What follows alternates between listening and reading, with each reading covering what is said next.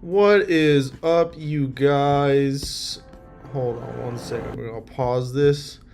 Little bit different of a setup today. I know it's if you ask me, way more crappier setup, but we're still gonna get at it, and we're still gonna be moving forward. All right.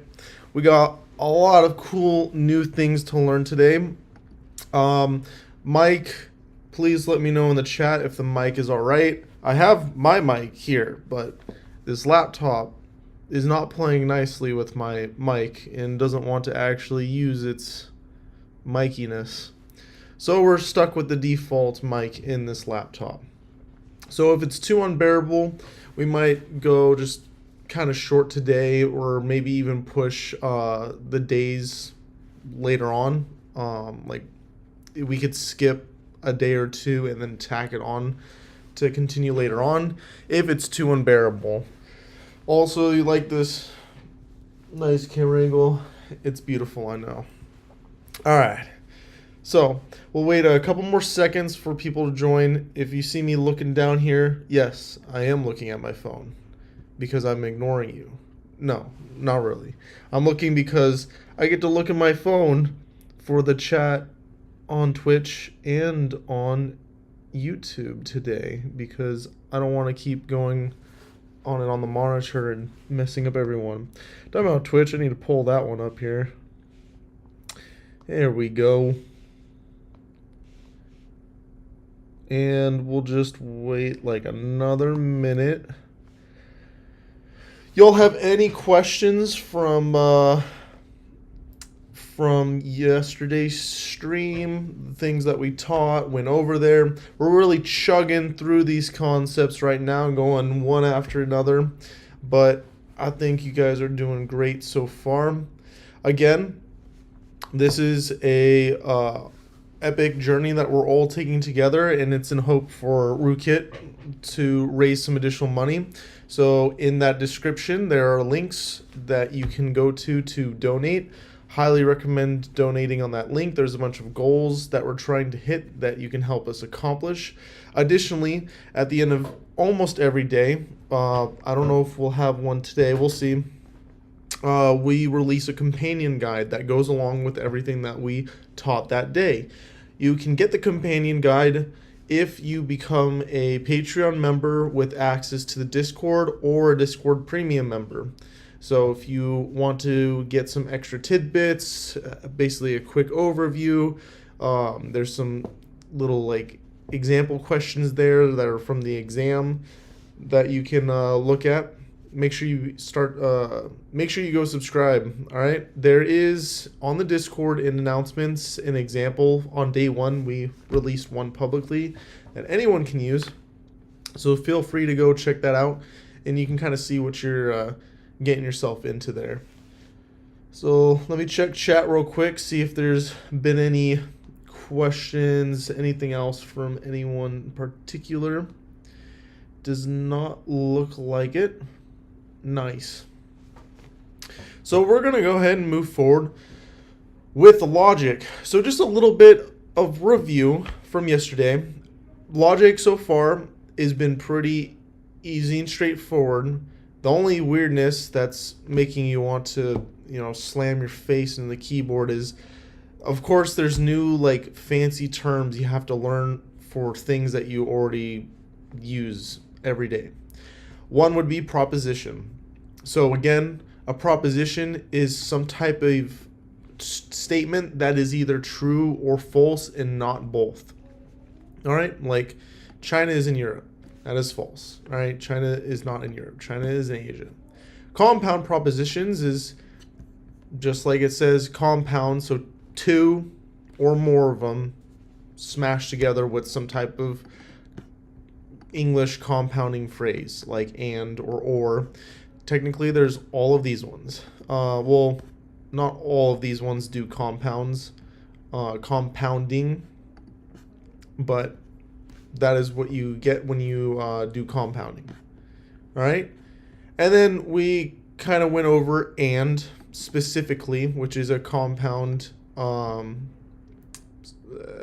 piece of English you can use to compound propositions together. All right, it's one of the most common ones. We saw it in the examples here. It's also called a conjunction. All right, that's our special term for it today. All right, a conjunction. Let's see. Quick question. How much does it cost to get the certificate? Great question. We constantly go back to charging people and not charging people. Right now, we're currently not charging anyone because we have to finish integrating everything with the store. So if you want to get certified, then this is your time to get certified for free. If the store and everything is working again, I believe the comp sci cert is going to be $299. I would have to talk to my staff about it, so don't take it, take it with a grain of salt. But yeah, pretty relatively cheap. Basically, you can expect the same price you would pay for any other cybersecurity cert in the field, like CompTIA's certs. So relatively cheap, especially when you compare it to a college degree, which can run you north of $100K. All right, so very, very cheap. Let's check Twitch chat. Nope. No. Wait. Oh, wait. Was there something? Nope. Maybe. That's a whole GPU. I don't know what that means. Is the stream that bad? I don't know how good the quality of the stream is. I don't know how fast this internet is stably. I mean, it's good enough to watch videos on, but streaming, I don't know. So again, if things are getting too bad streaming wise, audio, the quality of the stream going to you guys, we can put a pause on this and try to continue tomorrow, or try to continue when I'm back at the studio, aka my office. All right, so let's continue with ands. Ands can be combined with a thing called a truth table. And on your handout yesterday, you would have seen a question there about truth tables. We kind of hit on it yesterday, not too much. But basically, it's an Excel spreadsheet that shows you, if you have certain things together, what is the result of them. So if we were doing math, 1 and 1 would equal 2. 1 and 2 would equal 3. Like, it would be set up like that. That's basically how the setup of this is, where it's truth and truth. And when you and them together, what do you get as a result? And you'll always get a truth. It will output true. And if you mix true with any type of false, or have two falses when you're using an and statement, you will always get a false. So it's kind of like a quick cheat guide where you can look up and reference, okay, I don't want to think through this right now. What is the answer? All right, that's what truth tables are, at least initially. Then truth tables later on, when we start making bigger and bigger statements, can help you really break down and lay out the logic, so it's not all in your head jumbled up and making you all types of confused. So let's move on to the or statement. So or the inclusive disjunction. Where's that just messed me up. There we go. Disjunction. I don't know.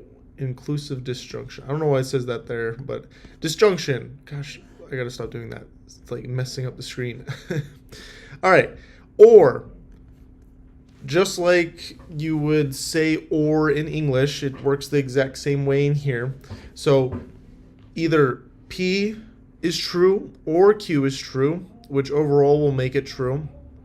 Q or P is true or Q is true will make it true, because as long as there's one thing that is true in an or statement, it is true in general. So, for example, the sky is blue, or the ocean is orange. Yes, the ocean is not orange, but the sky is blue, so the statement is true. because you always will resolve the statement as true if possible. Any questions in regards to that?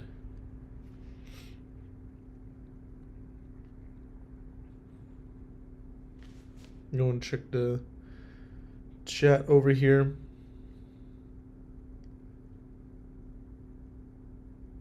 Oh, you mean the cert price? Yeah, I guess. If you're getting low-end GPUs, let's see here. So that is ORs. It's always looking for something that is true. If there's something that is true, the end result will always be true. All right? And this is your little guide right here. Also, you can look up a lot of these just on a new tab, and you should get a truth table that corresponds with it. Also, we'll go over the truth table calculators they have out there. So don't worry, we'll be getting to those soon. So let's see here. English word or is commonly used in two distinct ways, in the sense of P or Q or both, and sometimes in the sense of P or Q but not both. Unless otherwise stated, or is used as described in the first sense, inclusive disjunction. So everything it's inclusive, so everything is going to be true when possible. Sam likes ice cream or sugar with his coffee. All right? This is going to resolve as true. The compound proposition is false if and only if Sam does not like ice cream and Sam does not like sugar in his coffee. Any other combination is true. All right? So if you can't prove Sam doesn't like, I don't know why I'm saying ice cream. It just says cream. If you can't prove Sam doesn't like cream or that he doesn't like sugar with his coffee, then the statement is true. So if you're a politician, this is great, right? Because you can tell one lie and a truth, and your overall sentence is true, all right? Slippery slope stuff. The discussion points out the precision gained by using the symbolic language P, that symbol, and then Q, is defined by its truth table and always means P or Q. So, pretty straightforward on those two. And has to have two truths to have the sentence be true, or else it is always false. In or, everything is true unless both things you're trying to compare are false. Then it's going to be false. All right? Now, let's throw a curveball in there. Symmetric difference. We learned about this. We learned the little symbol earlier. We saw the little graphs and the pictures. Symmetric difference is now making another appearance in a different way now. All right? It's also known as exclusive OR. All right? So we have inclusive OR, which is trying to be as inclusive as possible, as many truths as possible. We want those.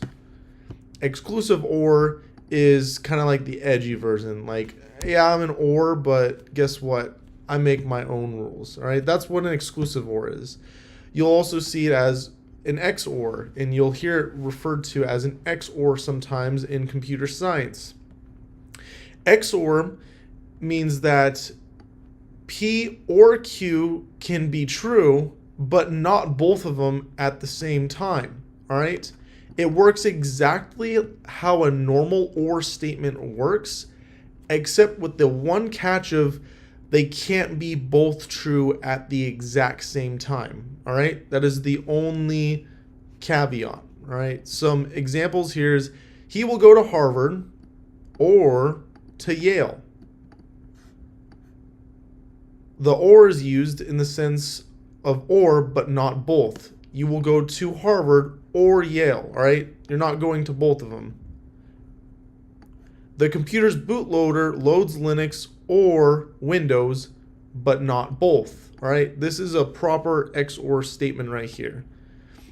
Same thing with this one, because you will do one of them or you'll do the other one, but you cannot do both of them at the exact same time. You can't attend two different universities, and you can't load both Linux and Windows bootloaders on your computer at the exact same time. All right, just not possible. So that's what exclusive OR is for.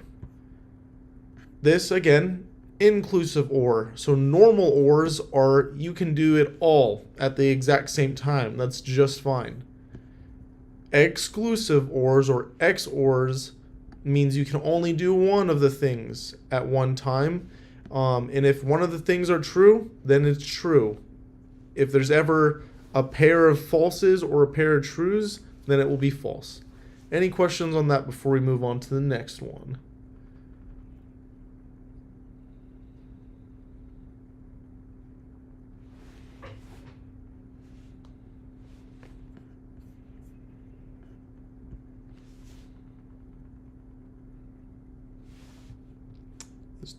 Twitch chat is just messing up my phone. I low-key kind of hate Twitch. I'm not gonna lie.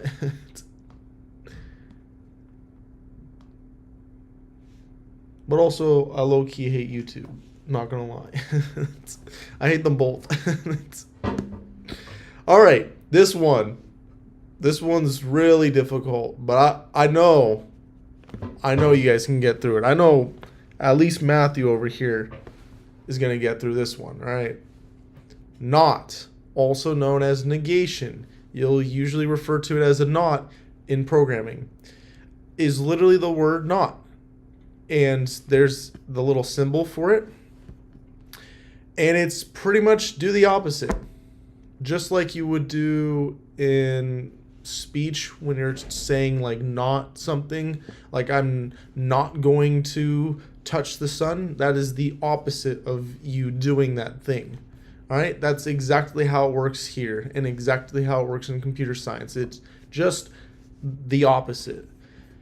So it can be formally written by it is not the case that, or it is false that before P, or if possible by inserting it in front of P, inserting in front of P the word not. Symbolically, it's written this way. So you don't have to use the word not per se in English. You could say it is false to dictate the same thing if you would like, or it is true. Alrighty, let's see. It's read as not P. I recommend just using not. It's what you'll be using when you do your programming. The truth value of not P depends on the truth value of P. If P is true, then not P is false. And if P is false, then not P is true. And bam, here's your truth table from it. Super small because you can only, not is only affects one proposition at a time. So you can have multiple nots in a sentence, of course, but it only directly affects one proposition, unlike these other ones where two are required to tango, all right? All right, any questions on nodding? And I don't want any naughty answers, all right? Let's see here. I don't see any questions. Feel free to drop the questions into the chat. Wait a second. Is this good? There we go. All right. Sorry. This is all weird setup. All right. So let's move on to the next guy here. And this is a conditional statement. So if and then. So if something is going to be true, potentially true, then you'll execute upon it. Let's see here. Many statements in mathematics are in the form if P, then Q. Such statements are if-then, also known as conditional statements, and are denoted by P arrow sign, Q, referred to as conditional because the truth of Q is conditional on the truth of P. All right? Q's, again, the truth of Q depends on the truth of P. The conditional P,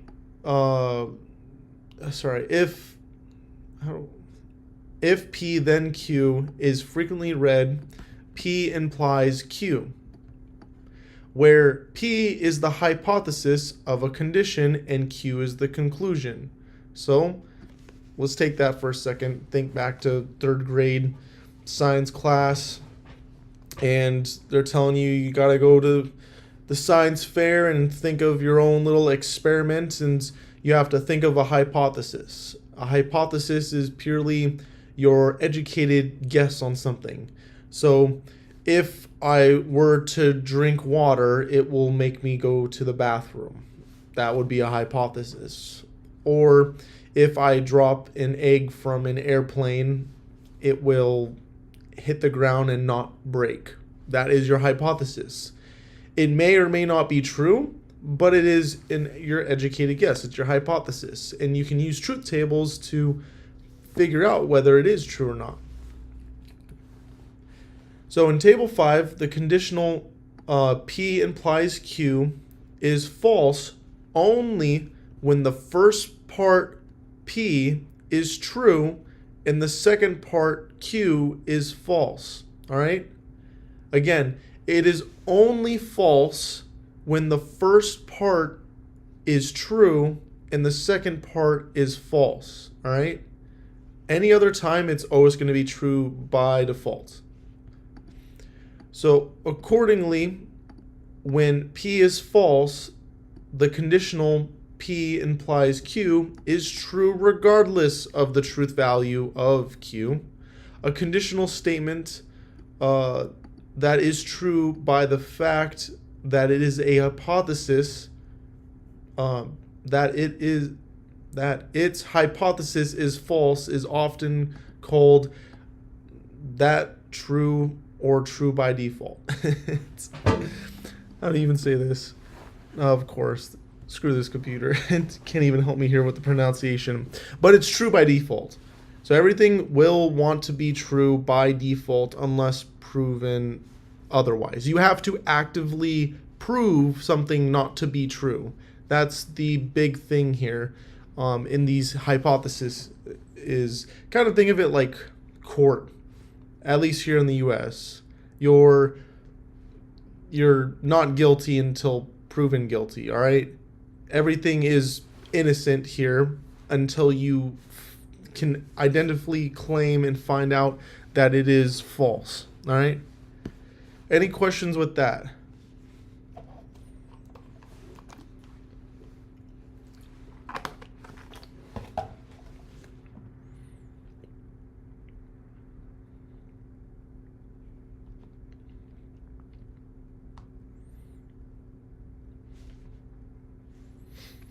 Hopefully people aren't asking questions because I don't have any showing up here at all. Just checking some things and stuff here.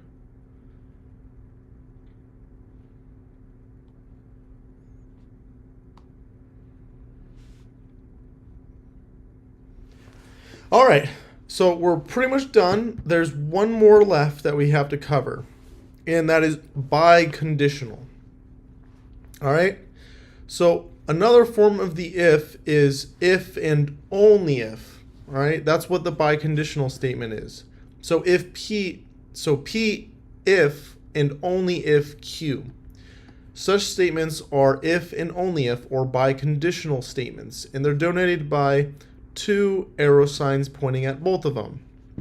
So basically, these will always return true if the two items are the same. Whether they are both true or if they are both false, it doesn't matter. As long as they're both the same, it is going to be true. So we can shows right here that the biconditional is true whenever P and Q have the same truth values and false otherwise. All right? So those are all of the logic special symbols that you have to learn, the logical operators. We got and, we have or, we have exclusive or, we have negation or not, if and only if. Are there any questions on any of these? Any of them that you will want me to go over again? Maybe do some more examples, talk about a little bit more. If not, then we're going to be chugging along to the next section and things are going to ramp up quick.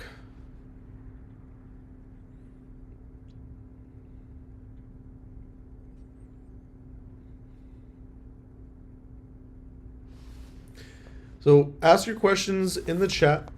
So if we open up a new tab here, we can do logic calculators.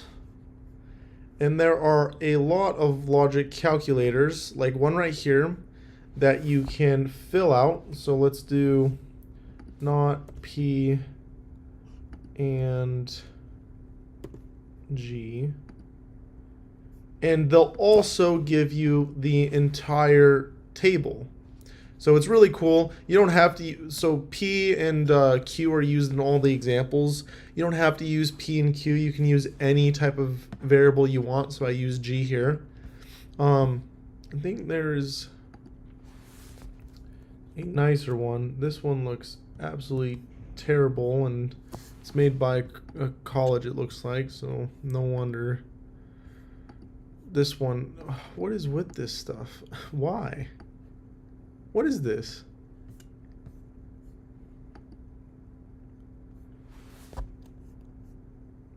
I swear there was a better one that I had for. Is this going to be better? Wait, I like the one it had just a second ago. P and F. Can I calculate? There we go. This is a little nicer of a table right here. Let's see if we throw in something else, what happens.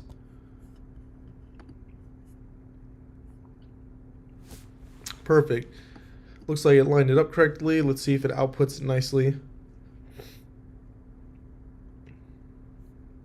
Come on. I believe in you. You can do this.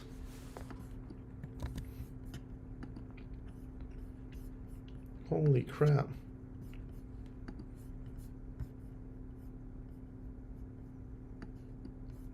Oh, it had to load the ads first. Whatever. We're gonna move on. But basically, there's calculators that are out there that you can use to compute a lot of these things, and they will output the truth table for you in a nice little format, and it will step you through everything that it did to compute basically the answer at the end. So you can kind of walk through, if you are confused at all, you can walk through slowly.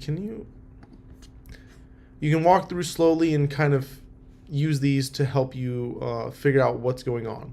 Use them. They're there. They're here. They're available. They're on Google. They're on the open internet. You're not in school anymore, all right? These are available for you to use. People made them for you to use, so use them if you need them. All right, let's see here. So when you're performing these operations and compound statements, these are the order of operations you'll use. So just like there were order operations for the other symbols that we learned, now I'm blanking on their names. There are order of operations for logical operators, right? Again, you always start with the parentheses. Then after that, you will resolve negations. Then you'll resolve any conjunctions, disjunctions, and exclusive disjunctions, and after that, finally, any conditionals. This is the order of operations that you will need to follow. So, if we were given a truth table like this, a simple and concise way to show a relationship between propositions is a truth table. Consider, for example, the proposition not P and not Q. Table 7 shows the truth table construction of this. So if we look here, we'll zoom in a little bit. This little guy is highlighted in bold. So we'll actually, let's go ahead and open a new Excel spreadsheet. And let's go ahead and zoom in here, and let's do this one from scratch.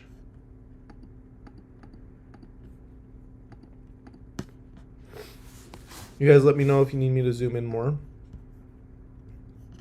So we had our problem. Where is it? Right here. Go and copy that guy. And let's go ahead and grab all these and make them a little bit smaller so we don't have to go jumping around as much. I'll just paste this here as reference. So how you set up a truth table is the first thing you want to do is write down all the variables that you have. So we have two right here. We have a P and we have a Q. All right. These are our guys. Let's go ahead and make it so all this is nice and centered. That's not centering. Let's make the font size a little bigger. Centering, centering, centered. All right. Now after that, let's go ahead and put a little border in here just to make things a little more clear. All right. So next is where we would put our problem. I guess to make it even more clear, I'll go ahead and block out all of this. There we go. Next, we would start putting our problem. In each cell, we'll put a piece of our problem. So we'll do the not sign. The parentheses you can go with your variable because it doesn't actually, it's an ordering of your operations. It doesn't actually actively change anything. So we'll put this guy here. There we go. We'll grab that one there and we'll paste this one here. Perfect. So we have a reconstruction of our problem slowly on this truth table that we're making. Again, the top of it, and my underline went away right here, so let's go ahead and re-add it. The very beginning is just every variable, aka every single letter that shows up. And then after that is every cell should just be its own little piece. So whether that's the sign or the letter or another sign, those should go in their own block. Parentheses can be grouped together with other stuff. That is okay. Are there any questions so far before moving forward?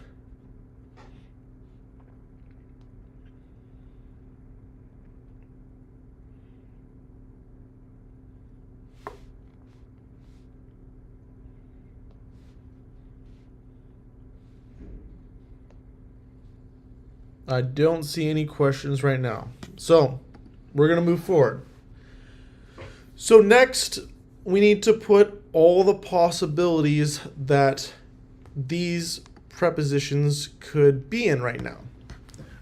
So what do you mean by possibilities?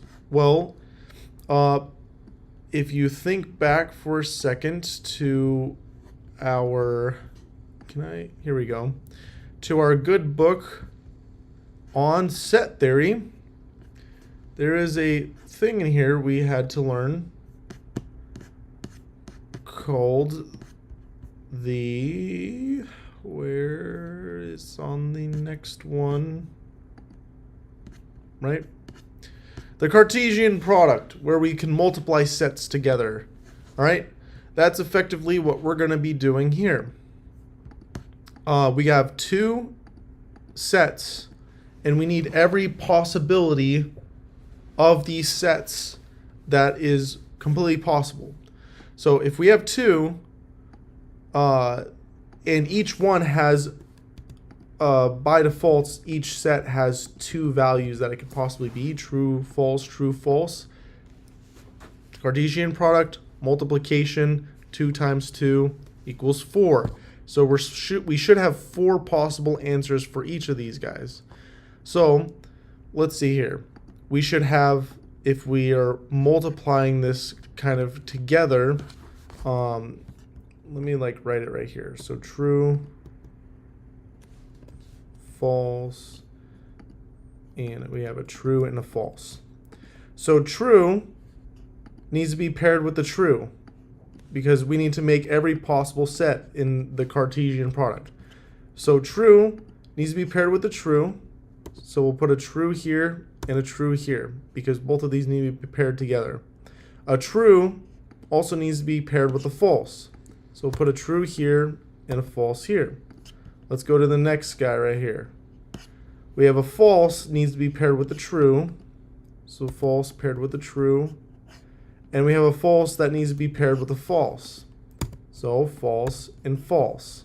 Now we have every single combination of these guys possible.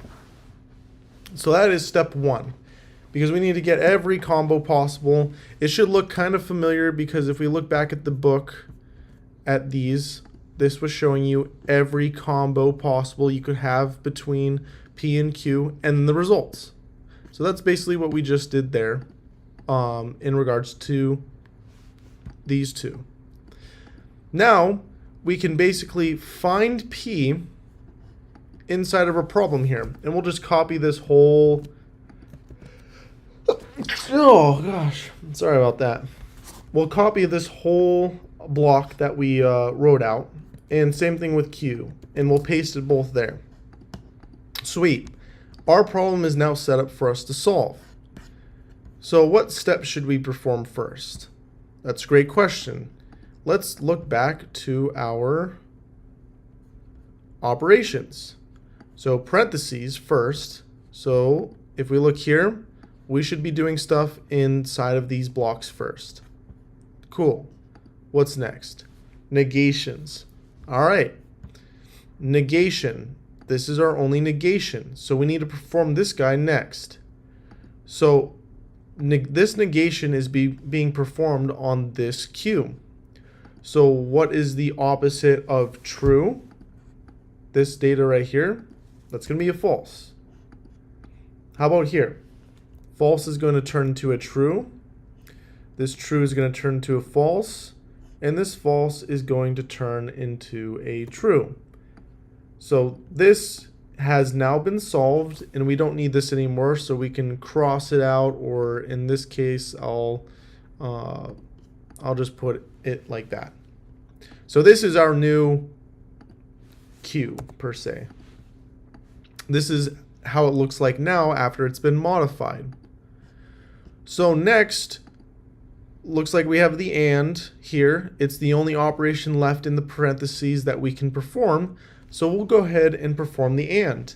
And ANDs, again, you can always refer to. So if we go over to this, a true and a false, those both aren't trues. So we'll go ahead and put a false there.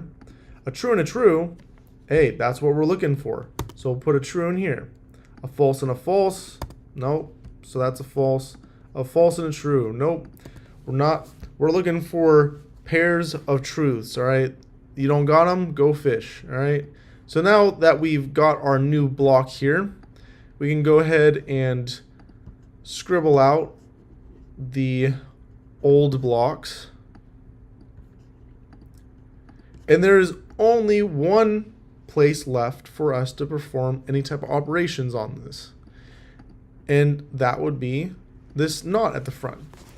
So let's go ahead and knot everything here. So we got a true, a false, because that's the opposite of this, true, a true, and a true, because that's the opposite of these guys. And then we scribble this out, and bam. This is our end result, our resulting truth table. This is the result that we wanted. Now, one of these will be the result that you need, but this is the resulting truth table that you want. And if we look, so we got true, false, true, true. Let's go look at the book.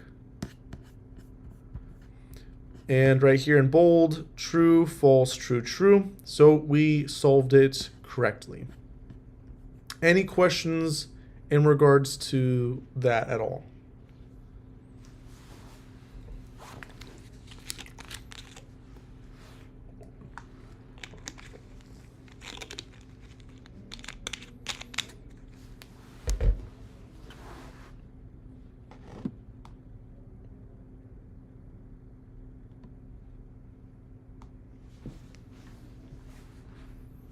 No questions? All right. Let's keep chugging along a little bit further before we go on to break. So, this is just breaking down everything that you will need. So I said earlier that the amount here that you would need would be multiplicative. In reality, it's 2 squared. So 2 squared is what you'll need for your for how many items you'll need, which conveniently 2 to the power of 2 is 4, but just keep that in mind. So, following order of operations from inside the parentheses out, notice there is a column for each elementary stage of the construction of the proposition. Determine the truth value at each step from previous stages by the definition of the gosh, that word. Finally, the truth value, the output of the proposition, appears in the last step. So this is basically just breaking down everything that we just went over, which we got that answer. All right. If you are still having issues with any of the stuff, please feel free to reach out and we can go over more examples and explain it, etc., etc. All right. Some propositions contain only T in the results column of the truth table. In other words, they are true for any truth value in their variables. Such propositions are called tautologies. Similarly, a proposition is a contradiction if it contains only F in its resulting column. We get some F's in the chat. For its truth table, in other words, it is false for any truth value of its variables. For example, the proposition P or not P, that is P or not P, is a tautology. The proposition P and not P, that is a contradiction. Sorry, or. This one's or, and this one's and. I was speed reading through those. So, what it's saying here is, if you have in this first column a truth, and your resulting column is a truth, then you have a tautology, because everything is true, from the end results to your initial input. And then, if you have something that is true that then is a false at its result, then it's a contradiction. All right? So this is how you can sit there in front of your TV and listen to people giving speeches and start puzzling together and figure out whether they're contradicting themselves or they're being completely truthful, right? All right. Tautologies and contradictions can also be used as inputs, where T represents a tautology, always providing a constant true input, and C represents a contradiction, always providing a constant false input, as these are constants and do not act as variables in the truth table. Cool. We're not going to do that right now. So basically, well, I don't think we harp on tautologies and contradictions too much, all right? It's more so just the base components that we're after right now. Are there any questions on this before we move forward? Tautologies, T, starts with a T. Basically, everything is true. And then contradictions means something went wrong, and now something is false. Any questions on that?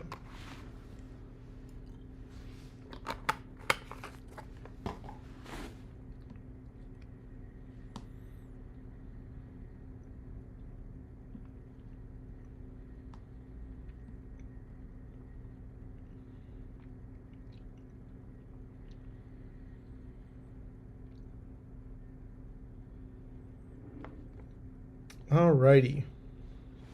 Sweet. So we got the last little bit right here. So let's go through these. Oh my gosh, what just happened? Jess just subscribed. Congrats. Thank you so much for your subscription on YouTube. I don't know if you guys actually heard that or not, because a part of all the weirdness with the setup I got right now for the next couple days is that the audio from the computer doesn't really go through correctly, and that's why the starting slides and screens, and we didn't have our nice epic music we usually do, and everything's just a mess, but it's all right. We're chugging along here. So let's take a look at some of these examples right here. So basically these are just examples of English sentences that you can say and what their counterpart broken down propositional look-alike would be. So Jim is tall and he is heavy. So it would look like this. Jim is tall or he is heavy. And it would look like that. Jim is tall or heavy, but not both. That's going to be your XOR. Jim is not tall. All right? That's when we throw in our not statement in there. If Jim is tall, then he is heavy. And then we got our if. Jim is tall if and only if he is heavy. And then we got our if and only if right there. Jim is tall, but he is not heavy. And Jim is neither tall nor heavy. Another keyword there that we didn't really go over, but it's basically double not. It's nodding on to both of the items, because you are not, neither is a stand-in for he is not tall and he is not heavy. And I should say the other keyword there is and not heavy. So nor is also a stand-in for and, all right? Because he's neither tall nor heavy. So the comma is a placeholder that indicates placement of parentheses. So if you see commas, you can assume that's where your parentheses go, all right? There are sometimes required and sometimes optional. It just kind of depends on the language and how you're speaking, all right? And we're going to go through some examples here where it could be optional or it could be required. So if Jim is tall, then, so the comma and the then part right here is in the arrow. So Jim is tall, that's why we have the N in here, because you're claiming that. If, that's why we have the arrow. So this stuff needs to be completed first in order for you to make this statement here at the beginning. Then if Jim is heavy, then Jim is big. So we're doing another if statement, but they're inside of each other. So that's why the comma here is optional. It is not required in this sense. But it helps really break down like what's going on. Let's see. If Jim is tall and Jim is heavy, then Jim is big. All right? So this right here, you'll see the if and the then are the key words. And since if and then are encompassing these two propositions here with an and in it, these two are tied together in parentheses because they need to happen first before this then can finally be executed. So that is why these guys are in parentheses. And let's look at the last one. If Jim is tall and Jim is heavy, then Jim is big. So, little bit of different language there. We got the not really, we got the comma in there, but it still delineates the exact same thing at the end of the day. All right? Even though the comma is in there, it doesn't change anything, because since we have this if and this then here, this is still wrapped up in it, and those have to happen first. Any questions on this at all? This was a lot of stuff. A lot of stuff. Any questions at all?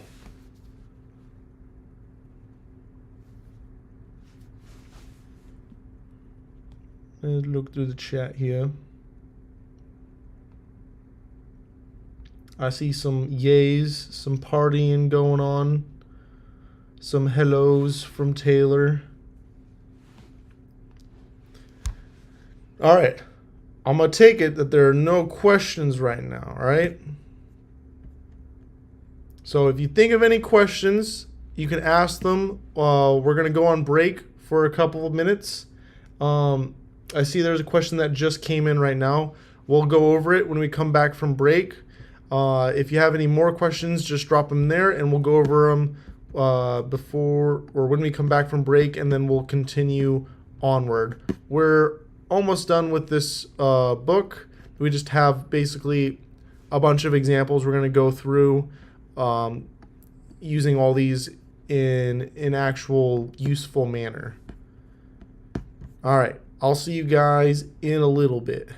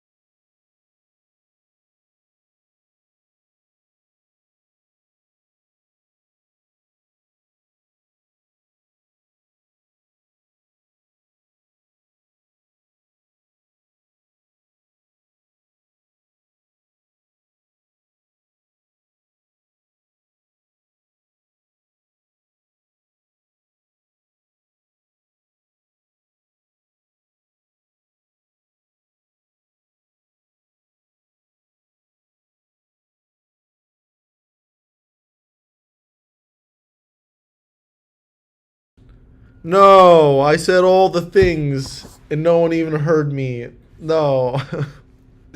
Oh, now I'm sad. All right, I said put some screams into the chat if you are scared of everything right now or frustrated or everything.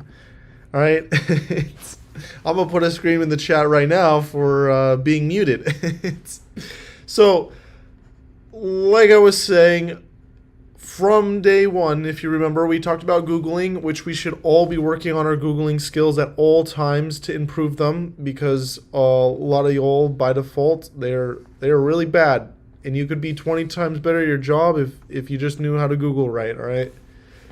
We want to take what we want, the main concept here, which is the logical operator symbol, and you can say either a not at the end of it or a not at the beginning of your search there, and you'll get it right here from Google.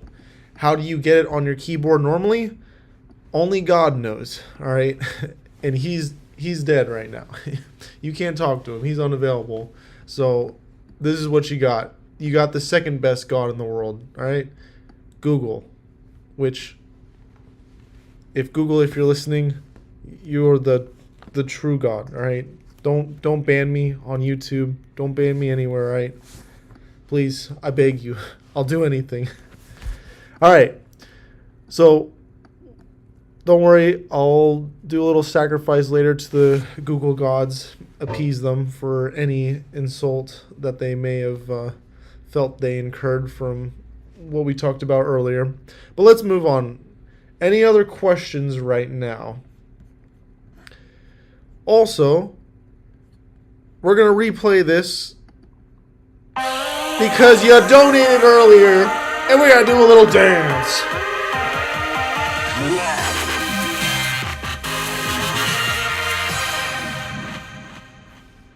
Wasn't that a great dance?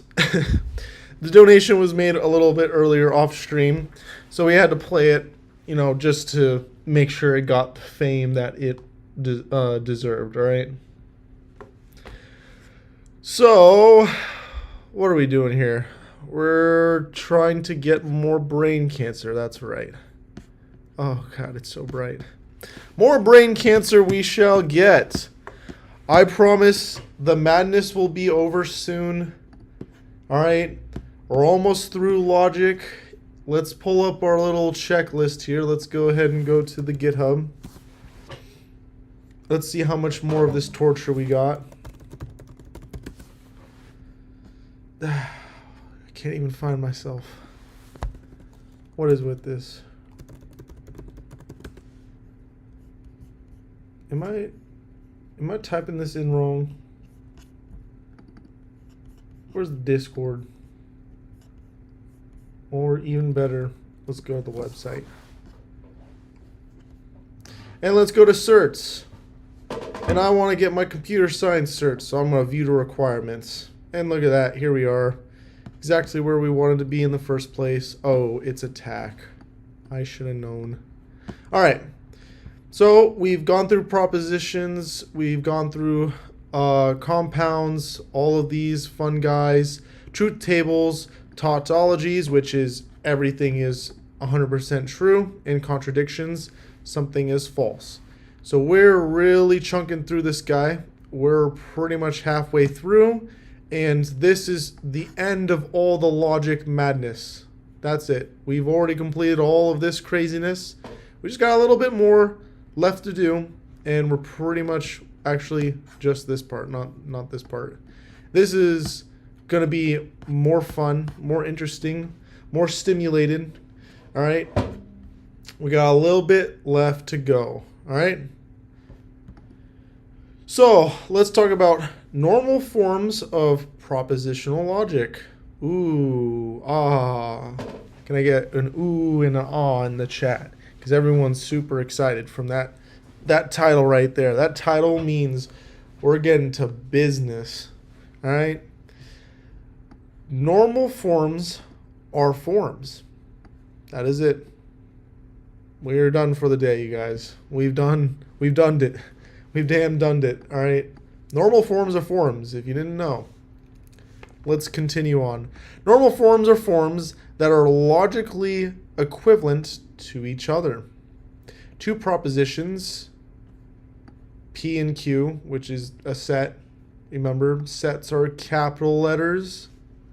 Remember that? Are logically equivalent if they have identical truth tables, denoted by this triple equal sign, because a normal equal sign was not good enough. We needed to put another line in there to make it extra good enough. All right? So that's just saying that the logic on both sides is exactly the same. For example, let's take this in English. The statement, the sky is blue, is equal to the statement, the sky is not green. All right? Those are both equal statements because they're both true at the end of the day. It doesn't matter that by saying the sky is not green, I didn't guess the right color. I'm saying the sky is not green, which is a correct, is 100% correct because the sky is not green. So that is the same as saying the sky is blue. They are both true statements. So consider the truth table for this guy and this guy shown below. Notice both truth tables are the same. In other words, both propositions are false in the first row and true in the other three rows. So if we look here in the bolded areas, we have false, true, true, true. That's the end result here. And in this, in this one, it's false, true, true, true. So it's the exact same end result we got, which means they are equivalently the exact same statement. Logically equivalently the same statement, right? So let's move on here. In other words, propositions are logically equivalent. Relative forms of a conditional statement are, related forms of conditional statement are. So we got some new terms here. Contrapositive, converse, and inverse, all right? Contrapositive is a conditional statement that is logically equivalent. Wait, hold on, let me start over here. A condition statement is logically equivalent to its contrapositive. So it's basically saying this to this are going to still be true. So even if you not both items and then flip them, the positions of them flip. So it's a complete reversal of what you said originally. They are logically the exact same thing. So we got some verbal sense in here that we'll go over, but let's look at this again.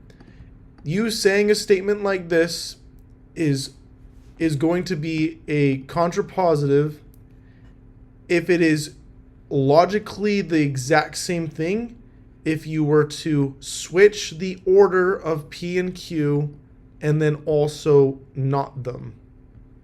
So let's go over this statement here. Given this following statement, if Jack is a monkey, then Jack is not a human. All right, makes sense. If Jack is a human, if Jack is a monkey, then he can't be a monkey. Oh gosh, oh man, it's been a rough lesson. All right, if Jack is a monkey, then Jack is not a human. It makes sense. All right, I am a human, so I'm not a monkey. All right, that's the reverse here. All right. But if we look, Jack is a monkey. That is definitive. They're saying that. So that is our P right here. Then we got our arrow. Jack is not a human. So we got our P here, except we have a little not symbol because we have our not in here. its contrapositive would be if Jack is a human. So as you see here, this statement wasn't following, at least right here, this P part, because we have a not.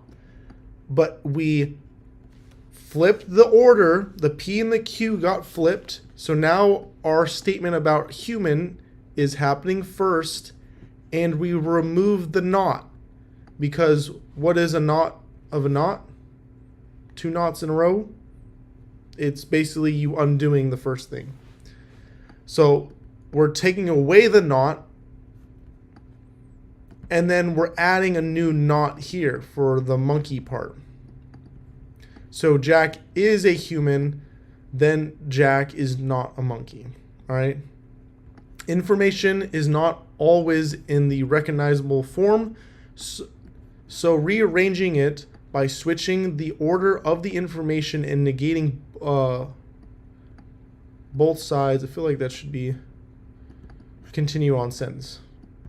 But so basically, if something doesn't make sense, if a sentence doesn't make sense, information that you have, data, you're programming something and it doesn't make sense, to try to see if it will make sense in a different form, you can do the contrapositive of it, all right?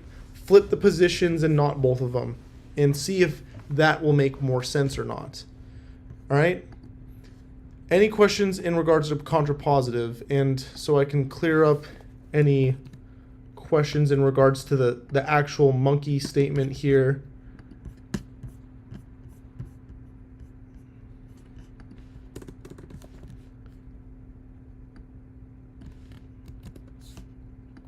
This is what it looked. This is what it would look like in symbol form, which is different than what's in the book right there, which is confusing and should definitely be adjusted. So there was a not here, and a not of a not, again, is as if the not never existed. So that is why there's no not here. Because if I say it's not a sunny day, it is a sunny day. Because the first not means that it's not sunny, but I said not twice, which cancels the first one. We're going in Inception territory, all right? Any questions so far before we move on? Before we go more in Inception territory.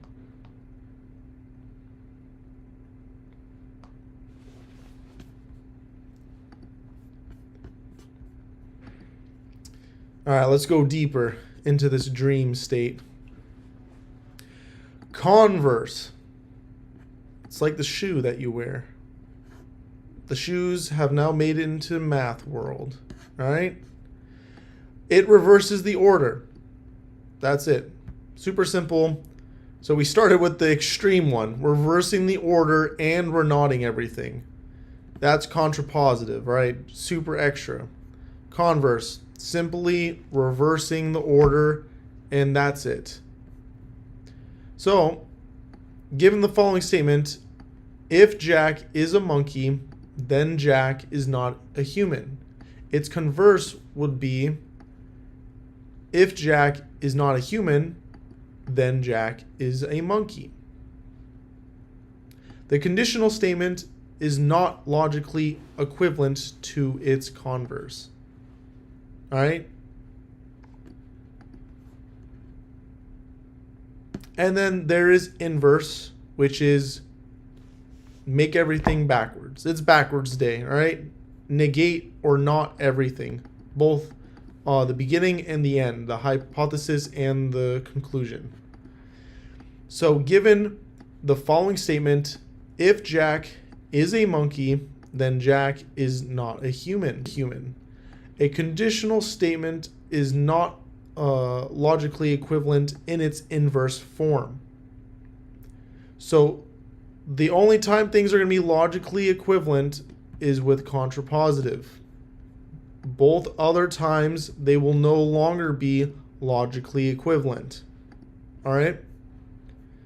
So inverse, just what you would normally think, you're inverting everything, aka you're nodding it. converse, you're swapping them. In contrapositive, you're doing everything at the exact same time. You're swapping and you're nodding. Any questions on that?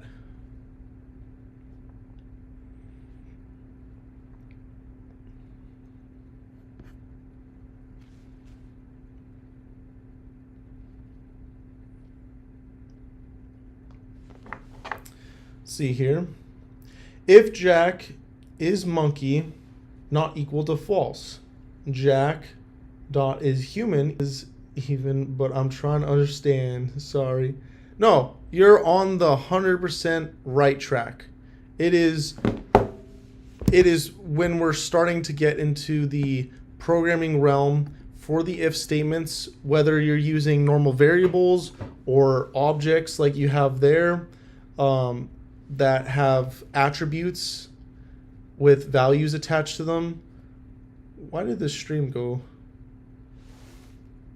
That was weird. Twitch just went black on my thing. But no, you're 100% on the right case. That's where everything starts intertwining here with these statements. And basically, yeah, we could write out, let's see here. Jack,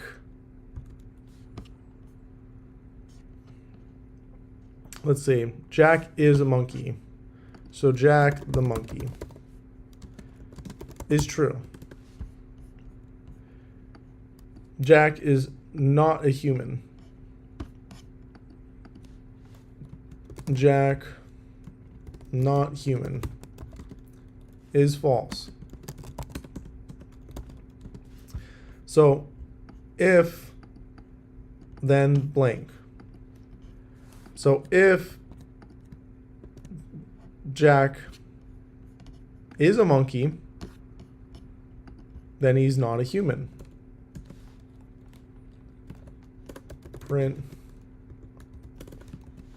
I'm not a human. All right.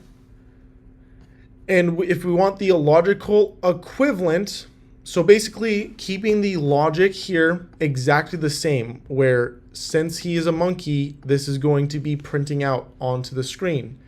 If we want to switch it up and use this guy instead, we have to first flip the variables around because we can't use Jack the monkey anymore. We have to use Jack not the human. But we can't just flip them around. We also have to not it. All right? That's the contrapositive. The logic is exactly the same, and we are going to get the exact same result. But we have to perform the flip and the not. All right? If we were to just do the flip, aka the converse, we would not get the same result anymore because Jack is not human. So this would not print out. It would do if we had like an else statement in here that says I'm human, that would print out. If we did the inverse, aka we kept this original and we said not here, we would also get the opposite output. Terms in phrase. Let's see here. Did you mean to use the two equal signs? Yes. Yep. Yeah, two equal signs. So we went over here, the three equal signs here, the funness. In programming, you'll use two equal signs to do basically the same thing. All right. And I'm showing this stuff in a very simplistic form. It would be more correct if we could do the double equal signs, but I'm trying to keep everything very, very simple right now. Effectively, inside of this guy, this is a variable, and variables are what? They are placeholders for some type of data. All right, they're like a bookmark that take us to, we just want go. All right, way easier to understand than go to page 9,352. I ain't gonna remember that. So since we used up this to stuff values into this variable, we can't say this and this. Here, We can't do that because this is already, the computer is very simplistic. It has a very simple mind, all right? It's trying to stuff this value into Jack the Monkey. What happened here? Following. Oh, what's up, valid user? Thanks for following us. We need every little bit of following we can get. We're so poor. But so since we have already used this, and it's by default the computer is very simple and wants to stuff the value inside of Jack the Monkey, we need something else. So in math world, they use 3 equal signs. But in computer world, we don't have 3 equal signs on the keyboard. So instead we just do equal sign twice. And it's the same thing. It's called a comparison operator. It's you are comparing both sides and seeing how or unequal they are. That's always a good check. All right, awesome. Let's see on YouTube any other questions. All right, so we're gonna go ahead and chug along here. We got rid of all of this cancer because look, our brain, it is not computer parts, pieces, etc., etc. No matter how badly you want to identify as a robot, you're never going to be able to do that because you're not a robot, all right? You're a human being. So you do not speak their native. How you can convert your normal English thoughts into simple computer minded language. We're going to have lots of examples of how we forms, and that's effectively is what you will use every time you are programming. If I give you an assignment and how you would go about programming it out. If you don't do that, you're going to be struggling hard. You're going to be going round robin, and it's going to be very painful for you. And that's the initial issue that programmers hit into when they get in the field, whether they went to college, they didn't go to college, etc. Usually there's a barrier when you're getting into programming where you're learning the stuff, you're typing the things, but nothing's really like hit you or clicked. It still doesn't make like that little bit of final sense. And this is what you really need to have in order for it to make the little bit of final sense. It doesn't have to be per se you understanding this lesson perfectly, but it's more so the interpretation of English into its basic logical components. So let's go over this. Validity is neither true nor false, but instead a reasonable argument. All right? An argument form is possible to have a valid argument with a true premise but a false conclusion. That is just impossible. It is either true or it's not. Before proving validity, translate English into logical symbols. All right? A proof is a mathematical argument that demonstrates the validity of a conclusion based on the truth of a hypothesis. All right, oh gosh. All right, you got to have a guess first, and then you need to prove that your guess is true. That is what that whole thing is saying. You have a guess, all right, that's your hypothesis, and you need to argue why it is true, but using math, all right? So that's what we're going to do here, is we're going to guess things, and we're going to argue using math that we're better than they are, right? So you can take this to all your friends and prove 20 times over why you're better than them, all right? So let's figure out how to unlock these mysteries. In mathematics and logic, an argument is not a dispute. It is a sequence of statements ending in a conclusion, all right? Next time you're fighting with a spouse, boyfriend, girlfriend, mom, dad, whatever, I want you to say this to them, all right? Your argument is not a dispute, all right? It is simply a sequence of statements ending in a conclusion. I want to see how well that goes for you. All right. Don't do it. All right. But when it's a computer, oh, you do that all day long with your computer. All right. It will take it. It will take it all. All right. But don't do it to other people. All right. It won't get you very far. An argument is an assertion that a given set of propositions, called a premise, or more often a hypothesis. So just different ways of saying a hypothesis. Yields another proposition called a conclusion. A prereq for providing the validity of an argument is to translate it from English to symbols. So let's break this down.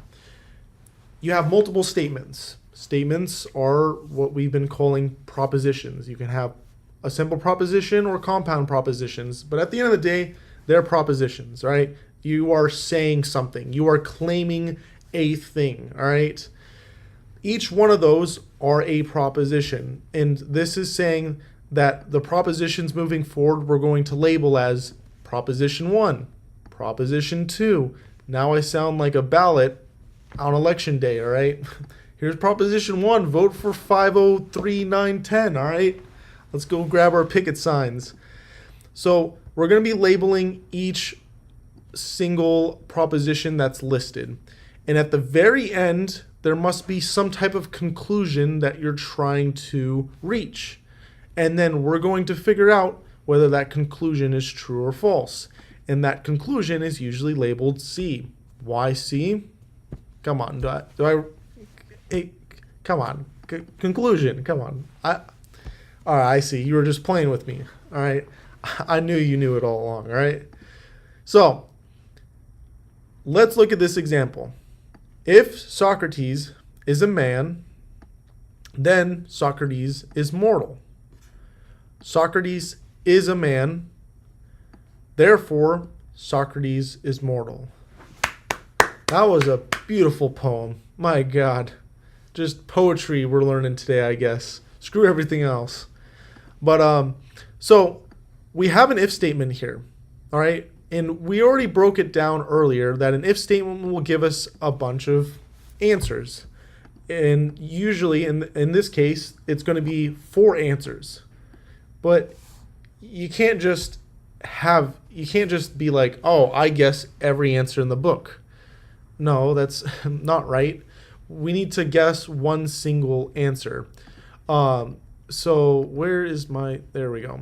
So in here, this person is claiming that Socrates is mortal. So he is mortal. So we need to prove that he is mortal. In this statement, they're claiming that Socrates is a man, then he is mortal. So if we go here, Socrates is a man, so then he is mortal. So those are going to be both true. So we will need oh man, this is all blocked out. We'll go look down here in a second. But here they are confirming, basically the second proposition is confirming to us that Socrates is a man. So before they were kind of claiming it, but we didn't know for sure. And now they are 100% claiming like this is a true thing. He is a man. Therefore, he has to be mortal because he is a man. And this statement says that if he is a man, then he has to be mortal. So that is the whole argument right there. So the first step to break apart the first step is to break apart the first line, all right? Also, we can label it as P1, premise 1 or proposition 1, all right? That's why you see this label here. So we got to solve it line by line essentially. And this is an if statement, all right? And there's 2 things that are claimed, that he's a man and he is mortal. So we have P, arrow, and then Q. Therefore, assign the first proposition variable P and the second Q. Then replace the if then with the conditional arrow. Make note, use any variable through P and Q. You can use any variable you want in the entire alphabet, but we're just using P and Q because when you're talking about logic, that those are like the default ones everyone uses. Having converted the first premise, P1, from English to symbols, the second row, premise 2, is compared to the first row. Does premise 2 match or relate to any part of P1? Yes, it matches exactly the proposition designated as P, so assign it to the variable P. So basically, the second one is just reaffirming one of the things that were stated before. So we know this is a true thing. So when we're making our truth table, we don't need to make the full truth table because we aren't guessing whether it is true or it is false. We're not guessing whether stated that it is true. So it is true.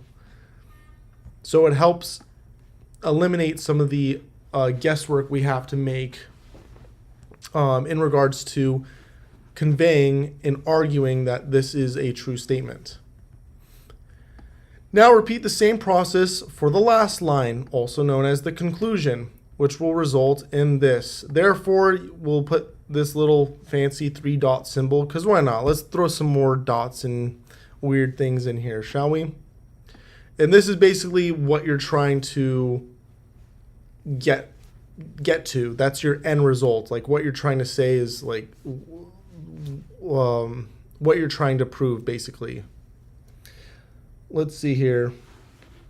Politicians beg to differ. Oh boy, the first hit song of 2023. I hope so. YouTube chat is taking its time to load. So this is just how we convert everything. We'll go over next how we actually do the math to prove 100% definitively this is a true statement, and then you can go tell your friends once you've done this on their logic that you're cooler, smarter, and better than them, right? But all that matters here for the first little bit, we covered and talked about a lot of stuff, is that you can take sentences and then break them down into their logical components, and that is it. That's all that you need to know right now. It's best to do them line by line and label each line number 1, number 2, etc. And the thing you want to prove at the end, the big conclusion, you're going to put a C right there. All right? And you can put some little dots also. If you want to throw some dots in there, a little sprinkle, make it a little interesting, little cool looking. All right? Totally up to you. Any questions on that before we move forward?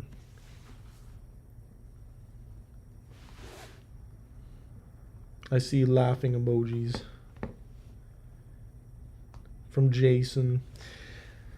It is impossible to have a valid argument with a true premise and a false conclusion.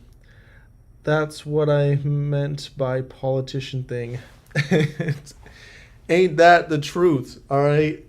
But hey, as long as it sounds true, it is true, all right? Also, you can will things into existence sometimes if you try hard enough. But this is, again, like I said yesterday, it's fun to poke around. It's fun to, say this to, your spouse or whatever. Don't actually do it, though. Again, this is computer world, this is math world, where everything is black and white. There is no in between. It is one or the other. That's how computers live their lives. It's very simple. That's why a lot of people like being programmers, because they can just look at their beautiful, beautiful computer, maybe give it a kiss every once in a while, and it's a simple life. When you deal with humans, everything is gray. It's a spectrum. Everything is dependent. Everything you say can always have an asterisk by it. So don't use this in the real world for like full-blown things, because it won't always go your way, because the real world is a little more complicated than this. All right. All right, if there are no other questions, I think we will keep chugging on through here. Let me get some water.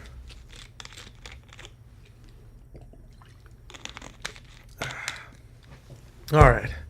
Trust me, I want to get through this shit as much as you guys do, right? I don't have the most fun in this space, but it is a necessary evil. It is the only, I would say, the only shitty thing that we have to go through out of everything that we're going to be teaching. And we're almost done with it. After that, it's just all new, fun, like cool, interesting stuff, right? And we're almost through it. So, let's get on with it. An argument form is valid if all premises are true. Then the conclusion is true. It is impossible to have a valid argument with a true premise and a false conclusion. Testing an argument form for validity. So argument form is the math form that we've dissected everything to. Identify the premise and conclusions of the argument form.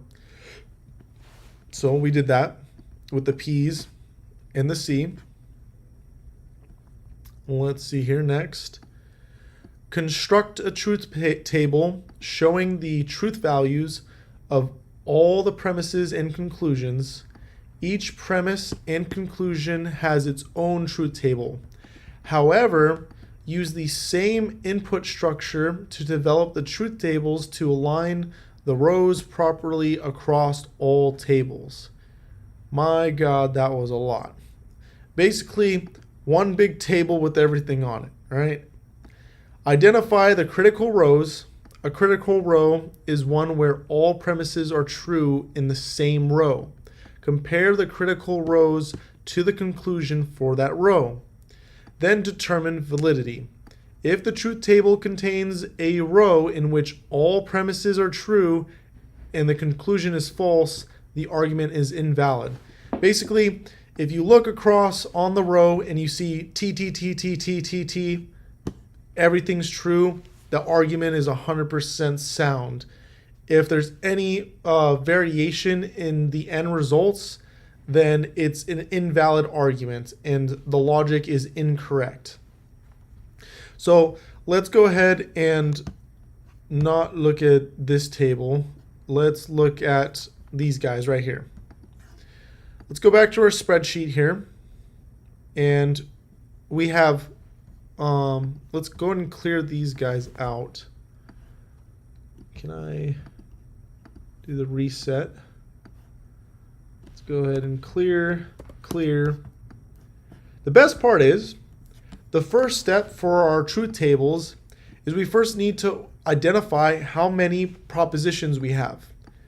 And if we look at our guy here, we have P and a Q, a P and a Q. This is our complete breakdown. So we only have two propositions that are going on at any time.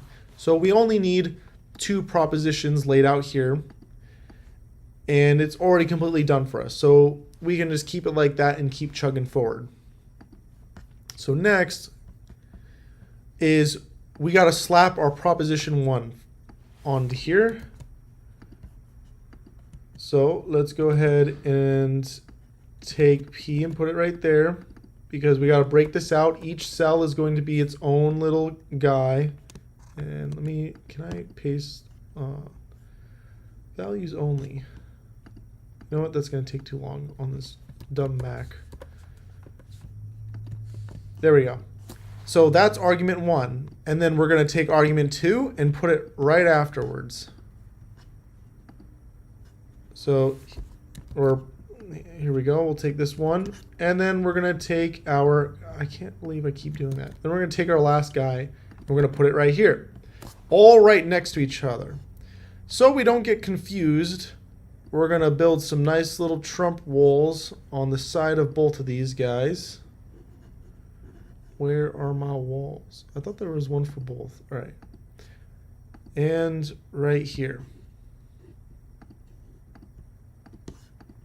So that way you know these are independent problems. This is an independent problem, this is an independent problem, and this is an independent problem. All right? We don't want to get confused because they are right next to each other, but they are different. So now we'll follow steps like you would follow for any truth table. So P, we'll grab all our values for P right here, and we'll paste it underneath all the P's that we see. So there's 2 of them, so we'll paste them there. And we'll grab our Q values and paste them there and there below. And now my walls have been messed up, so we shall rebuild. And let's put these right here. Perfect. All right. Almost our entire table is pretty much done. Since this has no extra logic we have to do, this is the end result. So we go ahead and bold this out. And this one is our end result, so we can go ahead and bold this one out. There's no more thinking we have to do. Like, this is the end result. And if we look at this, we have an if statement. So if you don't remember what the if statement logic is, you can go ahead onto Google, because you guys need to be good Googlers. We're going to go in here and we're going to say logical operator if truth table. Pretty sure we could just say if truth table. I don't know though. Let's click on this first link and see what pops up. There we go. We got some answers. I want a nice little graph though. So let's go and click on images. Here we go. And we got a truth table for if right here. So if both of them are true, it's going to be true. If the first one is true and the second one is false, it's going to be false. If the first one is false and the second one is true, then it's true. And if they're both false, then they're true.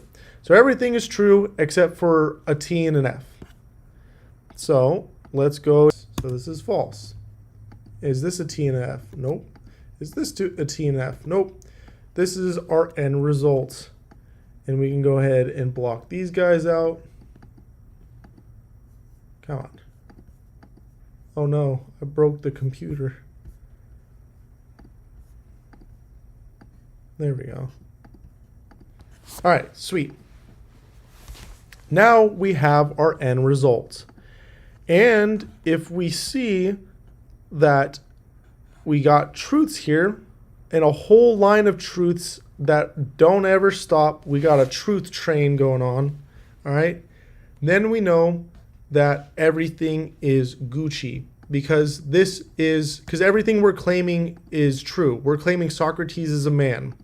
So this guy right here, this is the guy, this is the cell we are claiming to be true. If we look at our logic beforehand, we're claiming Socrates is a man, so this truth, then he must be mortal. So technically, I need to undo this for a second. So technically, we're claiming both of these guys right here. So we want to basically see which one of these guys are true. And our end results, we're trying to prove that Socrates is mortal. So that this Q statement is true. So if the end results, oops, these need to be highlighted green because these are the end results two that we want to test. If looking across this way, if everything that is green is true, then the statement is 100% true. You know it for a fact. Then you're good. You're golden. There's no weirdness going on. And we're perfect. And if we look here, we'll see that there is a false right here. So we know this is not going to be true. If there are multiple things that are going to be true all the way across, so these ones were our initial true. I should do like a different green. If you for some reason have multiple answers that could be the output or true, then your statement is not true because you have multiple potential truths. It depends on what you're trying to prove, but that's when things start going down shady roads because it's no longer definitive. So are there any questions on that, on what we just stepped through and how we just solved this? Check the chat here. Oh gosh. You love the teaching style? Oh, thank you. That is clear for using a spreadsheet like that, much cleaner, organized than it would have been if wrote it by hand. Yes, I agree. Where you can do it by hand, that's just fine. I highly recommend using the spreadsheets because it is a lot cleaner and it's easier to copy and paste a lot of the logic that you're doing, so you don't have to rewrite it from scratch every time. Even though rewriting from scratch does really help with reinforcement, it is a pain, right? So I don't see any questions on that. So we're going to chug along forward. So just so you guys know, if you are a Patreon subscriber with access to the Discord or a Discord premium membership subscriber, you will be getting videos about truth tables, proofs with truth tables, conditionals, literally a bunch of videos after we're done talking today. Now we're going to pass out to you guys in your companion guide. So if something here didn't make sense, don't worry. I got someone else that will tell you the exact same thing, but probably in a better way than I did, all right? This is not my most forte specialty, all right? But I can get us through it. We got one thing left. It's just running through more examples, and examples that will be true, examples where we find false statements, just a bunch more examples for us, especially in the rule of inference, which I know a lot of you guys love inferring things, aka known as assumptions. And you know what? Assumptions are definitely not known for making an ass out of you and me, all right? If you know that phrasing, right? Assumptions definitely don't do that. At least in logic world. They make you smart.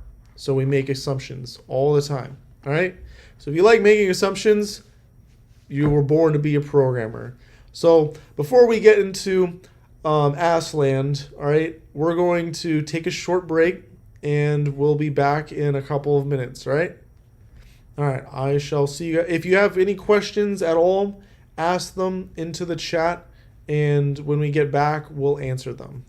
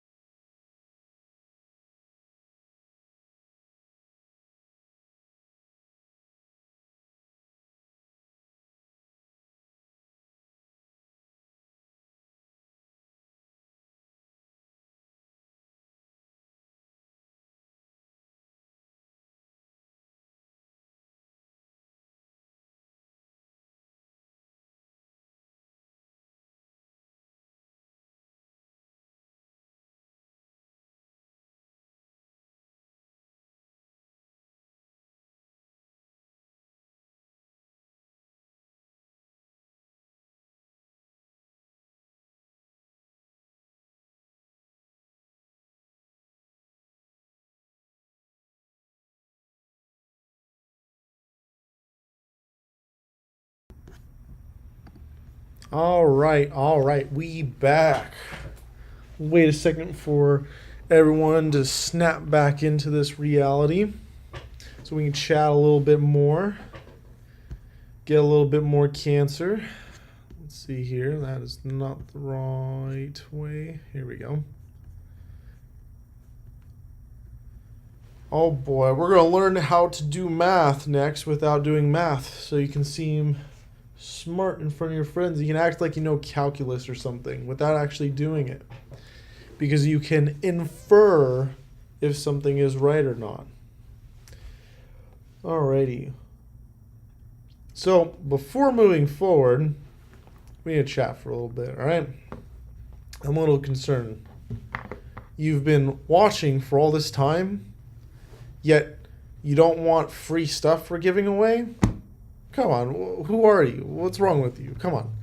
Both in our Discord, we've pushed multiple times, and also on our website. If you go to rootkit.org.com, or .org, not .com. Oh God. If you go to rootkit.org, all right, and go to our blog, we have our week 1 giveaway for 100 days of Rootkit. So just go on there, fill out your info. There's 9 ways to enter. 2 show originally. If you're watching on stream, most likely you're following us, and that's 5 points right there. Enter. It's coming soon. End of the week is on its way. You can win some stickers and a mystery item for free. Or you think this is beneath you. I see. All right, that's fine. We got stuff for you to spend money on, all right? We have our actual... I don't have the link on me right now. Hold on. Let me pull up the link. Where is it? There we go. Wait, no, that's not the link. There we go. You think free stuff's beneath you. That's all right. That's okay. We got you too. You can give us some cash, and in return, give us some cash. Oh gosh, and in return, double streaming. Let's go and mute that. We'll give you something, all right? So that way it's more of, we win and you get something also, all right? And you don't feel as, poor, all right? You don't have to participate with the free stuff. I get it, all right? There's no excuse not to, okay? Who wants to see me dance a little bit more? Come on, everyone here does. And if you want to continuously keep supporting us, there is Patreon and Discord that you subscribe to. But for right now, I recommend more of this because we want to reach some of these goals here and see them pop off. All donations are being matched 1-for-1. So at the end of every month that we're streaming, all the donations that have came in that month will be matched 1-for-1 up to 10,000 donations. So you're donating $1, and in reality, it's like $2. All right, it's an epic deal for you. Okay, and all of this is 100% tax deductible. Hey, you should have donated before last year, ended, so you could write off all these tax deductions this year on your tax returns. But, you could start working right now on your tax deductions for next year, or for this end of the year that's coming up, for whatever, you know what I mean, all right? Let us help you, all right? You need all the help you can get, all right? Let us help you out, all right? So, let's see here. Is Rootkit free? Oh, yeah. Too free if you ask me. I'm losing money right now. Everything that we're doing is 100% free. You can win stuff for free. The donation stuff is completely optional. We highly encourage it. Everything to learn, our certifications guides are all free.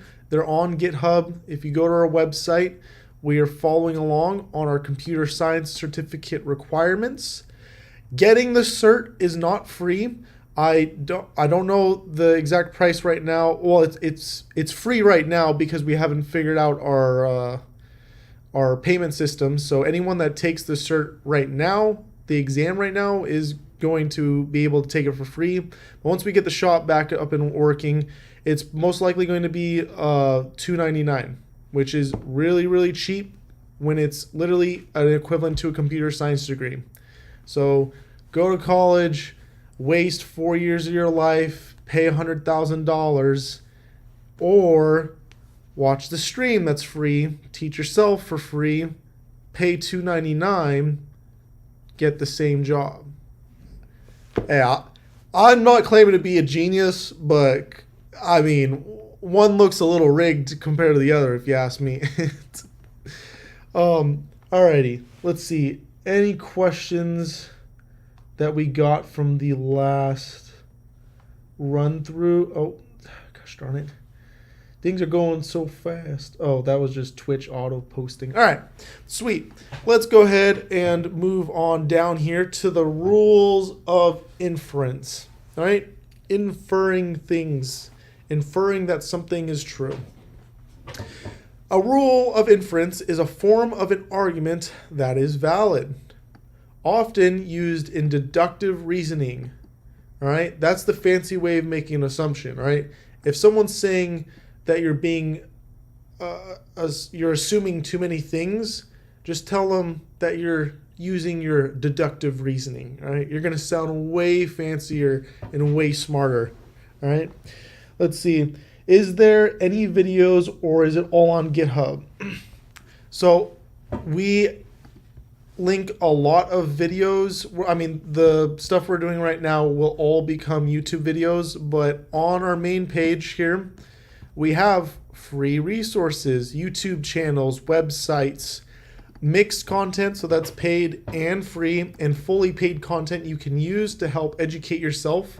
We are streaming 100 days of us teaching all of this, which is all free. It's on Twitch and YouTube. All of the content is being recorded, so you can rewatch on there. And we have video editors that are working away hard, chopping up all the videos and all of the crappiness that I perform in the videos to make it actually better to consume in probably 6 to 12 months from now. So it will be a slow process for them to slowly crank all those out. Also, if you do become a Patreon member or a Discord premium member, in the supporter chat, we are posting almost every single day we are streaming the link to our companion guides. What are our companion guides? They're exactly what you want and what you're looking for. The day one is free on the Discord, and it is going to be linking to the recording, and it will have rough overviews and quick overviews of everything we talked about, flashcards that people are making, questions that we have for you to answer that are going to be challenges, just general over recaps of everything that we did, and we include videos that support the items that we taught that day. So it is just a huge value for a really relatively cheap price. So I highly recommend that. So let's get back here. Deductive reasoning. Use that term. Memorize it. It's a good term. All right. Previously, to show an argument is invalid, construct a truth table for the argument form and find at least one critical row in which all premises are true, but the conclusion is false. Rules of inference are proven forms, no longer requiring the use of truth tables. Many rules of inference are already a part of daily life. For some of you, more than others. You know who you are. All right. Syllogism. All right. Syllogism. Hopefully I'm saying that right. It is an argument form consisting of two premises and a conclusion. The first and second premise are the major and minor premise, respectively. The most prominent form of syllogism in logic is modus ponens. Latin word. All right? You guys can figure it out. Which is Latin. It means method of affirming. Table 15 formally proves the validity of this argument using a truth table. The first row is the only one in which both premises are true, and the conclusion of that row is true. Hence, the argument is in the valid form. So let me see here. This just means method of affirming. All right. Any questions on this before we look at the little example we got here?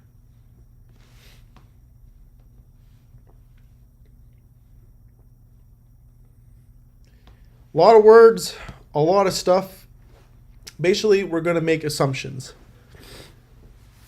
And depending on your assumptions, you can infer whether something is true, or you can go based off of where is it?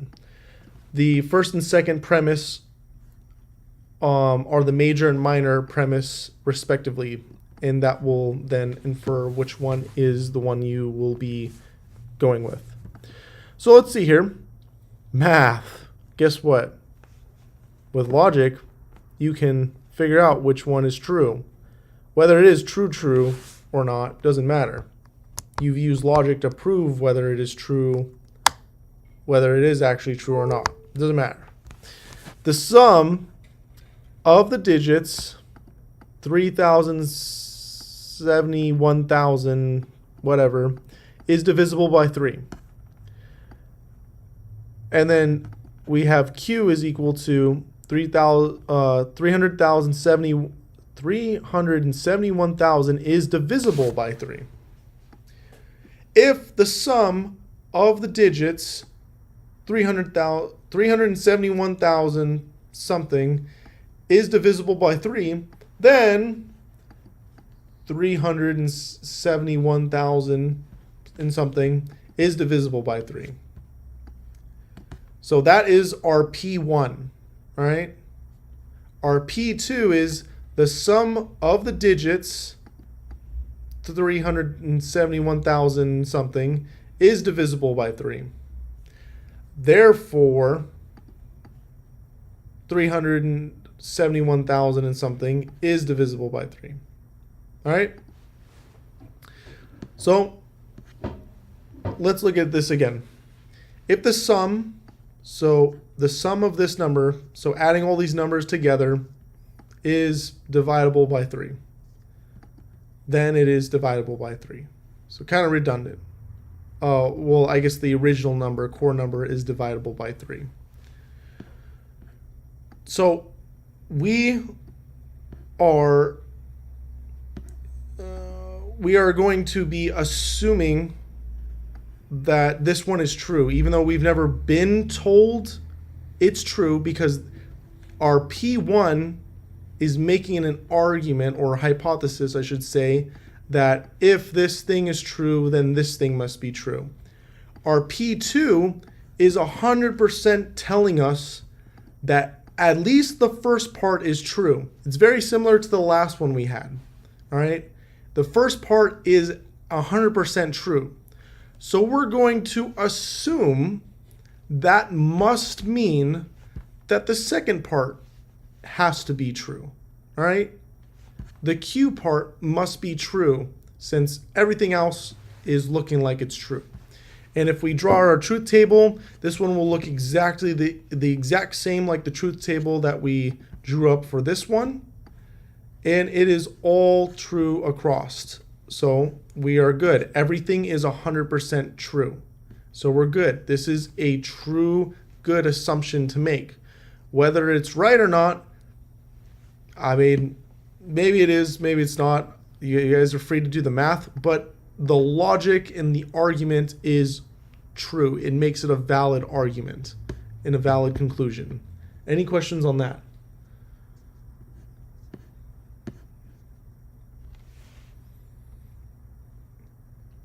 Check in here to chat.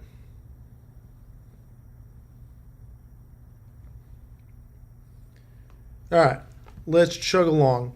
Another valid argument is the form of modus tollens.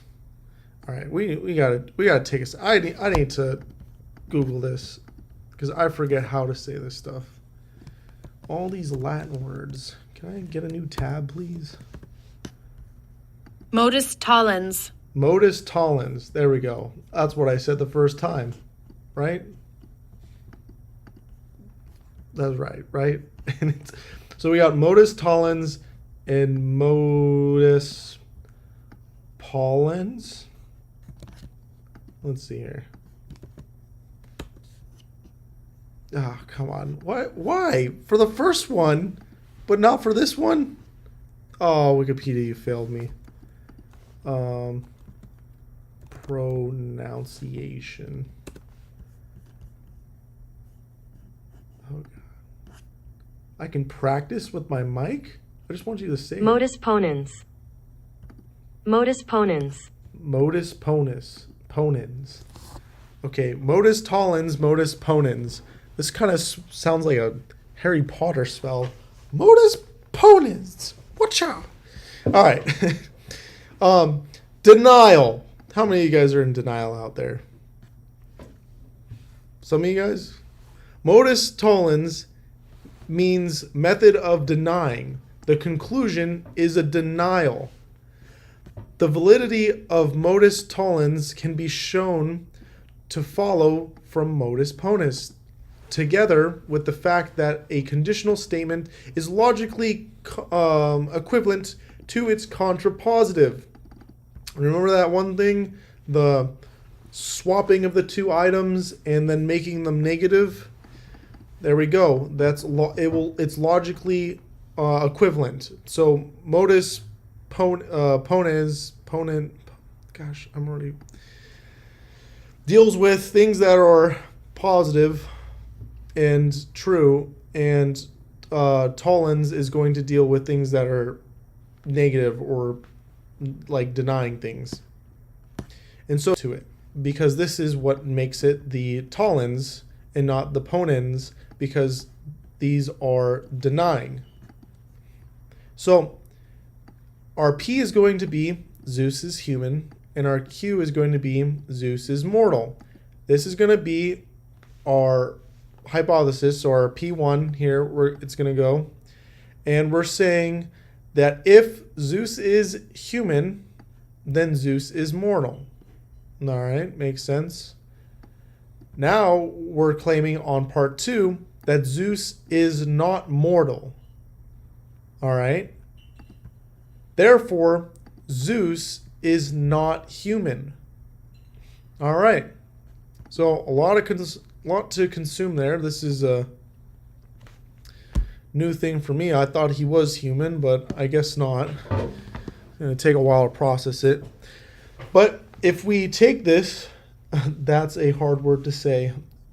I don't know if you're being sarcastic or not, but it's okay to make fun of my my struggles and pain. All right, so let's take this. I know the truth table's here, but let's go ahead and run through this ourselves. All right. So let's go and clear this table out. And try not to get rid of our nice little barriers because they will come in handy. Let's clear the color coding, and we'll keep pretty much everything the same because everything is pretty much the same. We only have 2 variables, P and Q, and we pretty much have the exact same layout, except now we have a not happening for this guy and for this guy, which technically they should go on 2 different lines now. So this one's going to be this, and this is going to be this, and this is going to be, copy that, bring it over here. Let's make this nice and centered.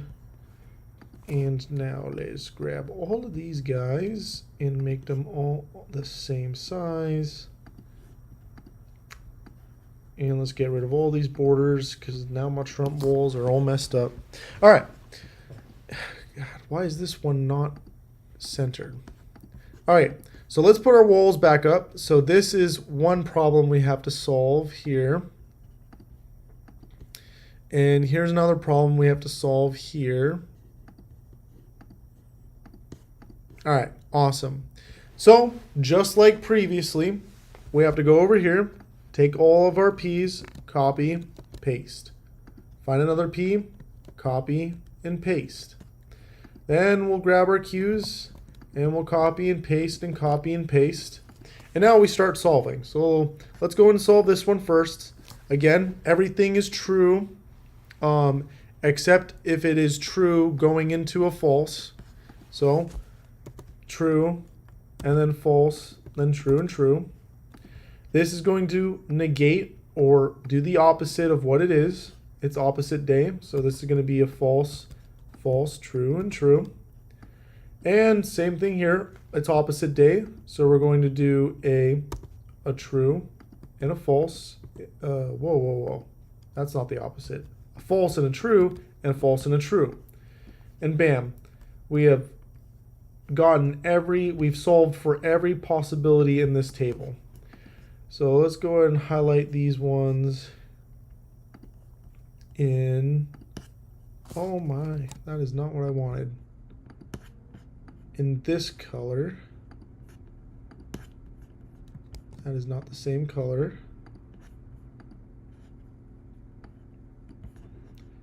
Why this color? Because we don't know which one is the true one that we want to go with.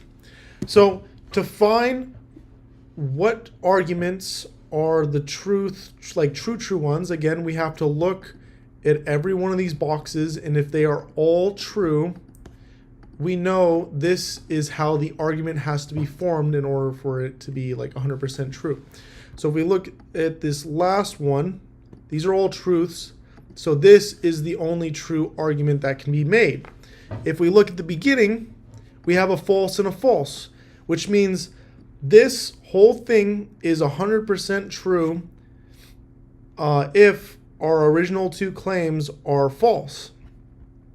So let's go back here and look.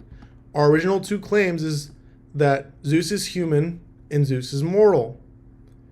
Well, he is not human and he is not mortal, and we are saying here for a fact that he is not mortal, and we are making our argument is making the assumption that he is not human. So we are 100% correct, 100% right in our logic, in our assumption here, that the only way that all of this is going to be true is, including this, the only way this is going to be made true is if Zeus is not mortal and Zeus is not a human. Does that make sense? Are there any questions in regards to that?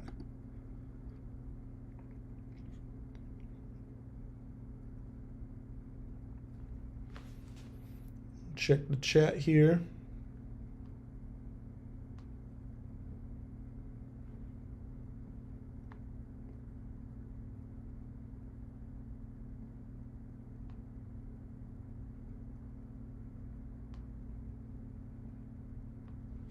I see no questions, so it looks like everyone is golden, so we can keep moving on.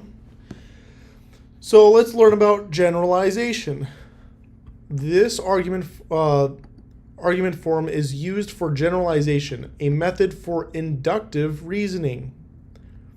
For instance, according to the first, if P is true, then more generally, P or Q is true for any other statement Q. So inductive, the opposite of deductive. All right. So if we look here, we're straight up claiming as our first argument here that Joe is a senior. And then our end, well, this is kind of there's two arguments that we're basically making in here. But Joe is a senior, therefore Joe is a senior, or Joe is a junior. Joe is a junior, therefore Joe is a junior, or Joe is a senior. So these are both true. This is when things get a little wacky, especially in OR land, because OR is not exclusive. There's exclusive OR for that. So since OR is by default not exclusive, Joe can be a senior and he can be a junior at the exact same time. There's no issue with that in logic land. All right. It's a big, broad generalization of everything, all right? Or allows for a lot of things. So you got to be careful with your or statements, especially in programming, because it's very common for people to accidentally allow too much and more than they're supposed to. And that's where you get exploits, hacks, leaks, etc., etc. They're always usually the smallest, like dumbest little mistakes. All right. This argument form is used for specialization, a method for deductive reasoning.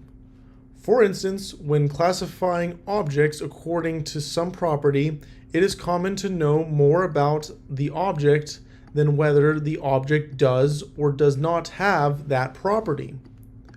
When this happens, discard extra information and concentrate on the particular property of interest. So, specialization arguments look like this. Joe is a hunter and Joe is a fisherman. Therefore, Joe is a hunter. It's kind of silly, but like it's correct. Joe is a hunter and Joe is a fisherman. Therefore, Joe is a fisherman. Basically, specialization is you specializing in Captain Obvious, all right? That is, in this realm, a specialization. So you better feel bad for all those people that you've insulted with Captain Obvious, because they're actually specializing in some special skills, all right? Specialization, pretty much stating the obvious, because again, when classifying objects according to some property, it's common to know more about the object than whether the object does or does not have that property. So that's why you go to claiming pretty much the obvious stuff. And then we have elimination. It is an argument form used when there are only two possibilities and one can be ruled out. All right? If you go to bed late at night and you can't remember whether you left the kitchen light on or off, you can use this elimination to figure out whether you did or not. You probably already use elimination all of the time when you try to figure this stuff out. So, P is going to be for lights on, Q is going to be for lights off. The light is on or the light is off. That is a very broad statement that is always going to be pretty much true. Like, the light is either on or it's going to be off. There's no other middle ground there. You can't have the lights, like there will never be a state where this will be false. The lights are not off. What does that mean? Therefore, the lights are on. Pretty simple deduction there. The light is on or the light is off. Again, very, very broad. The light is not on. What does that mean? It means that the light is off. So it really simple stuff that you use every day when thinking about just everyday things, when you're deducting them, eliminating possibilities, etc., etc. All right. Any questions on elimination or any or specialization or generalization before we move on to the last three items?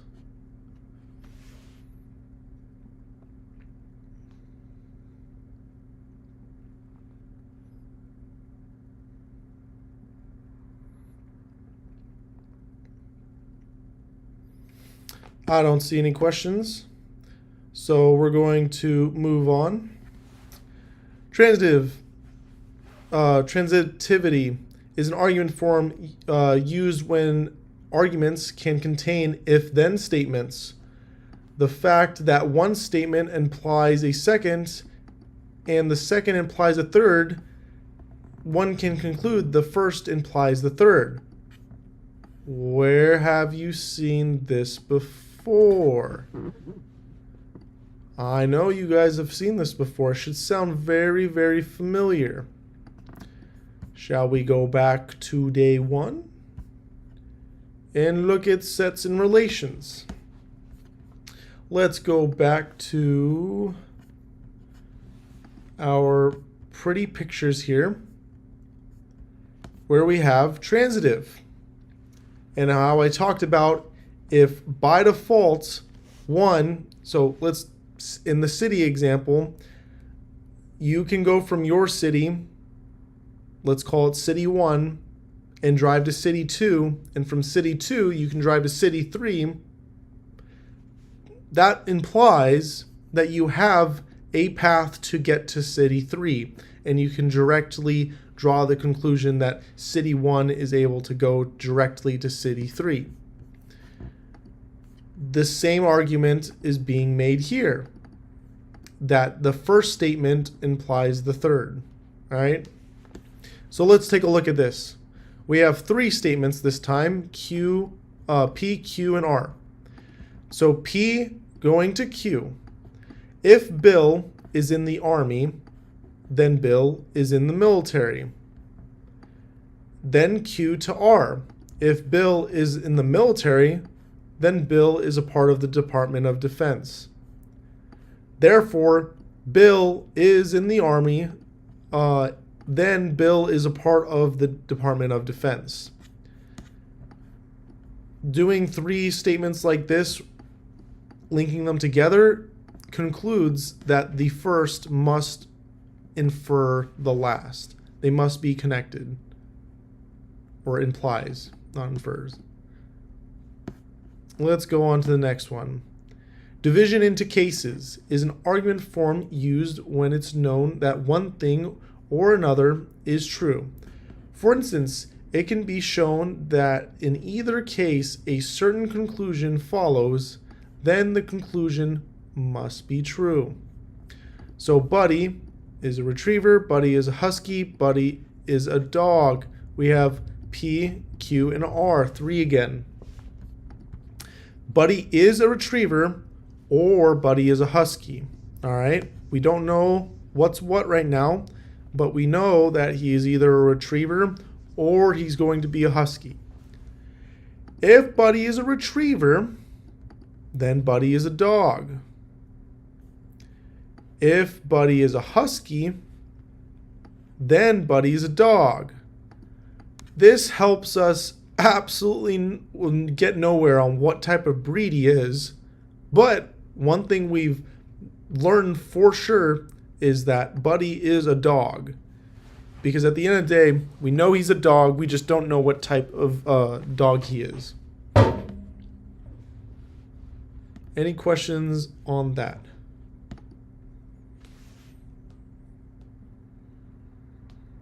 I'm just cycling through the chat. And the last one is our fallacies. So let's go ahead and get through this, and then we will be done for the day. A fallacy is an error in reasoning that results in an invalid argument. 3 common fallacies are using ambiguous premises and treating them as if they were unambiguous, begging the question, assuming what is to be proved without having derived it from the premise, and jumping to a conclusion without adequate grounds. All right? And we can figure this out by doing our logic statements.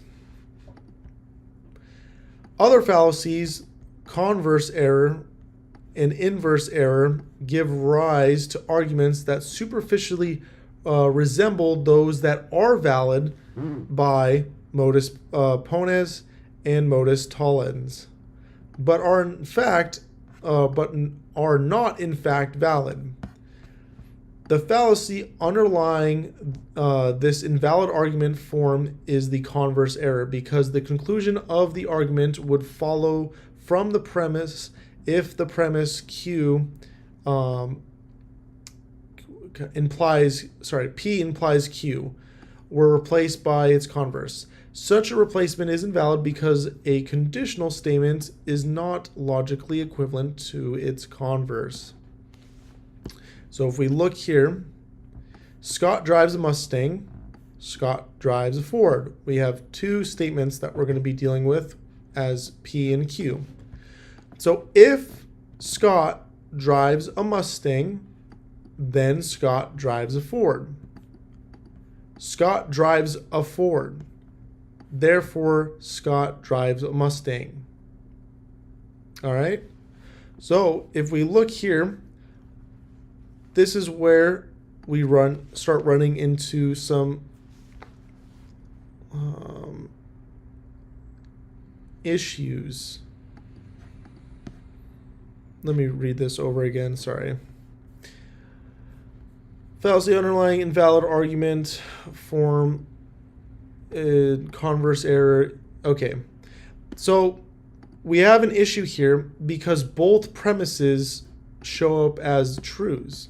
So you can see premise 1 and premise 2 are both true completely through for both this true and this false, which we always default to false if there are multiple different answers because we don't know what's true. We know something's going on here, but we don't know definitively 100% that this is a true thing, that he drives a Mustang. We don't know that for a fact because we have two results here that show up.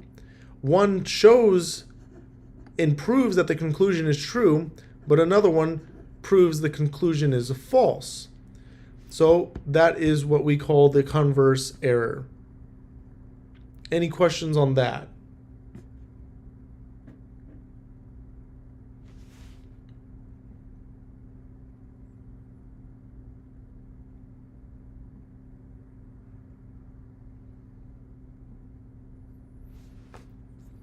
We'll go ahead and move on to the next one, the inverse error. So there's only two. There's the converse and there's the inverse. So same thing as before. The converse is flipping. Inverse is nodding. So if you see any questions in regards to that, then you can imply which one is and isn't inverse and converse. So fallacy is an invalid argument form. The fallacy underlying this invalid argument form is the inverse error because the conclusion of the argument would follow from the premise if the premise P implies Q were replaced by its inverse. Such a replacement is invalid because a conditional statement is not logically equivalent to its inverse. All right? The only time they are logically equivalent are when, yes, that one word that I'm forgetting right now, but they have to be swapped and negated. So if Scott drives a Mustang, then Scott drives a Ford. Scott does not drive a Mustang. Therefore, Scott does not drive a Ford. This is also not a true conclusion. We can't come to an actual conclusion. It's a fallacy because we don't know what is true. Because at the end of the day, we get two complete results that are true completely through, but the end result is giving us a false and a true. So we don't know 100% if he is actually driving, a Mustang or a Ford. Are there any questions on that? Again, we will be linking videos that will be going over this stuff in the handout. But where's my GitHub tab? But this is epic because we've pretty much gone through all of the annoying cancerous math. We're pretty much on the highway to heaven. We have proof techniques. Do we have proof techniques next? I think that was it. No, we have proof techniques yet. Next. And then that's it. Then we're donezo. We're donezo with all of this stuff, and we're ready to move on to greater pastures, greener pastures. Any questions, comments, concerns? Do we need to ship Advil to any of your guys' houses?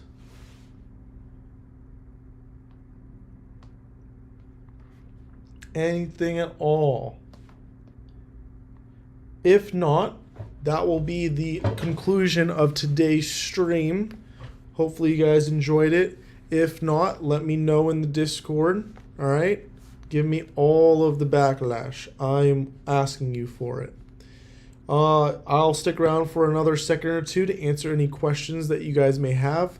But if there are none, then I'm going to go ahead and end the stream.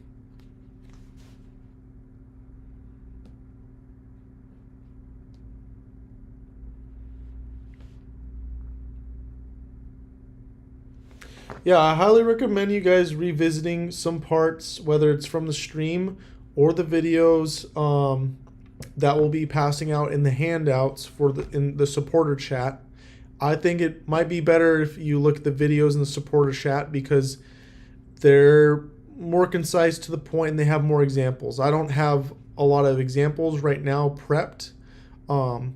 We just have right now what's in the book and what's in the assignments that we've made beforehand.